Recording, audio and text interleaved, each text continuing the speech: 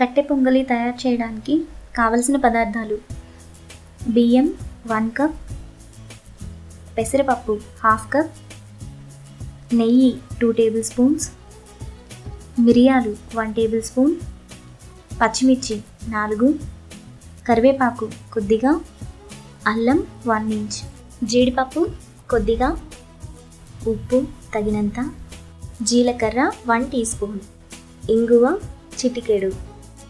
కట్టె పొంగలి తయారు చేసుకునే విధానం: ముందుగా స్టవ్ వెలిగించి పాన్ పెట్టుకొని పెసరపప్పును ఫ్రై చేసుకోవాలి.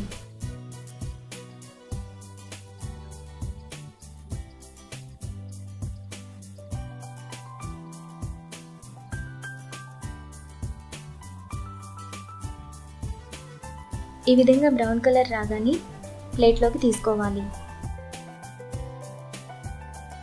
తరువాత ప్యాన్లో వాటర్ పోసుకోవాలి.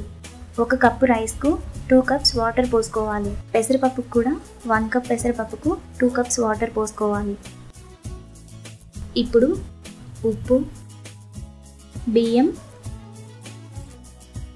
పెసరపప్పు వేసుకోవాలి.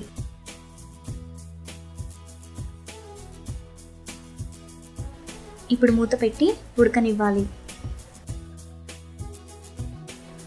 రైస్, పెసరపప్పు ఈ విధంగా ఉడికిన తర్వాత మరో ప్యాన్ పెట్టుకొని నెయ్యి వేసుకోవాలి.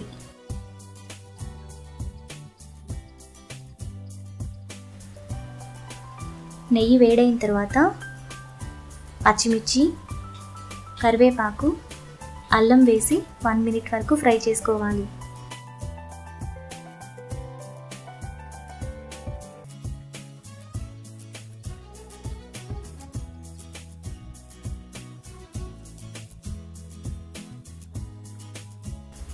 తరువాత మిరియాలు, జీలకర్ర, జీడిపప్పు, ఇంగువ వేసి ఫ్రై చేసుకొని పోపును రైస్లో వేసుకొని కలుపుకోవాలి.